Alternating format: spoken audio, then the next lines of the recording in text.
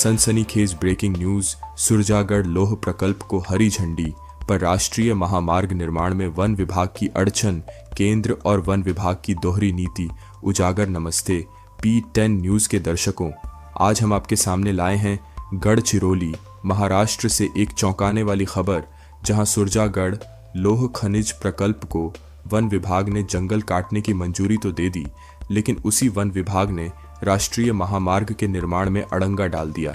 आखिर क्या है इस दोहरी नीति के पीछे का राज? आइए इस खबर को गहराई से समझते हैं।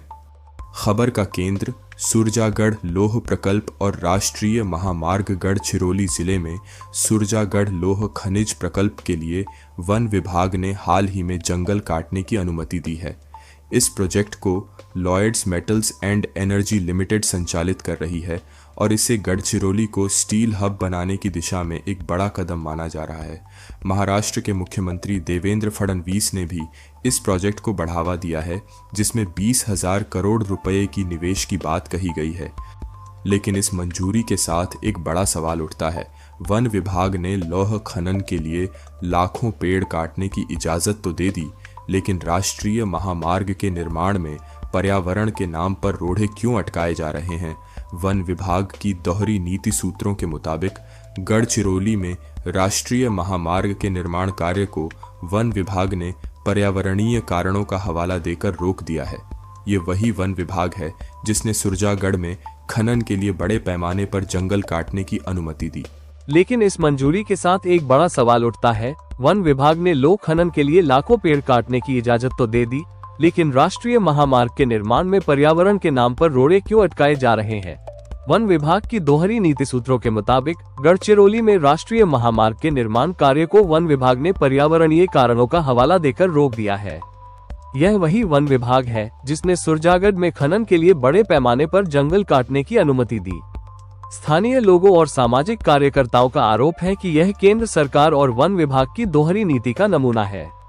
एक तरफ बड़े कॉरपोरेट्स के लिए जंगल काटने की छूट दी जा रही है, वहीं दूसरी तरफ जनता के लिए जरूरी सड़क और बुनियादी ढांचे के विकास को रोका जा रहा है।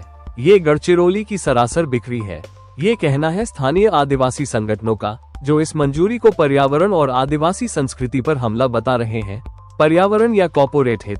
सुरजागढ़ लोह प्रकल्प के लिए वन विभाग ने ये शर्त रखी है कि पेड़ों की कटाई टप्प्याटप्याने चरणबद्ध तरीके से होगी और नए पेड़ लगाकर पर्यावरणीय नुकसान की भरपाई की जाएगी। लेकिन सवाल ये है कि जब राष्ट्रीय महामार्ग जैसे जनहित के प्रोजेक्ट की बात आती है, तो वन विभाग पर्यावरण की चिंता क्यों जताने लगता है?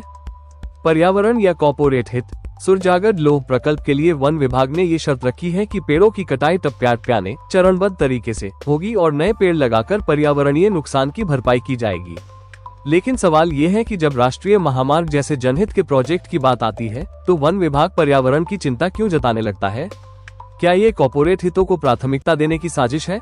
स्थानीय लोगों का कहना है कि राष्ट्रीय महामार्ग का निर्माण न केवल गढ़चिरौली को बेहतर कनेक्टिविटी देगा, बल्कि यह क्षेत्र के आर्थिक विकास के लिए भी जरूरी है। लेकिन वन विभाग की अड़चनों के कारण ये प्रोजेक्ट रुका हुआ है, जबकि खनन जैसे पर्यावरण को नुकसान पहुंचाने वाले प्रोजेक्ट्स को आसानी से मंजूरी मिल रही है। केंद्र सरकार की भूमिका। केंद्र सरकार ने सुरजागढ़ प्रोजेक्ट को बढ़ावा देने के लिए कई कदम उठाए हैं। 2016 से नक्सलवाद के कारण रुके इस प्रोजेक्ट को फडणवीस सरकार ने ग्रीन सिग्नल दिया। लेकिन राष्ट्रीय महामार्ग के लिए केंद्र और राज्य सरकार के बीच तालमेल की कमी साफ दिख रही है। क्या केंद्र सरकार केवल बड़े उद्योगपतियों के हितों को प्राथमिकता दे रही है और आम जनता की जरूरतों को नजरअंदाज कर रही है? आदिवासियों और पर्यावरणविदों का गुस्सा। सुरजागढ़ में 1 लाख पेड़ काटने की मंजूरी ने आदिवासी समुदाय और पर्यावरणविदों को आक्रोशित कर दिया है। उनका कहना है कि ये जंगल केवल हरियाली नहीं, बल्कि आदिवासियों की संस्कृति और जीवन रेखा है। सोशल मीडिया पर #जंगल_बचाओ और #आदिवासी_बचाओ जैसे हैशटैग ट्रेंड कर रहे हैं, जहां लोग सरकार की इस नीति की कड़ी आलोचना कर रहे हैं। सनसनीखेज सवाल। अगर पर्यावरण की चिंता इतनी ही है, तो वन विभाग ने खनन के लिए लाखों पेड़ काटने की मंजूरी कैसे दे दी? राष्ट्रीय महामार्ग जैसे जनहित के प्रोजेक्ट को क्यों रोका जा रहा है? क्या केंद्र और वन विभाग की नीतियां कॉर्पोरेट्स के लिए अलग और आम जनता के लिए अलग है? P10 न्यूज की मांग। हम P10 न्यूज सरकार से जवाब मांगते हैं। गढ़चिरौली के लोगों को सच जानने का हक है। हमारी मांग है कि केंद्र और राज्य सरकार इस दोहरी नीति पर स्पष्टीकरण दे और राष्ट्रीय महामार्ग के निर्माण को जल्द से जल्द शुरू करे।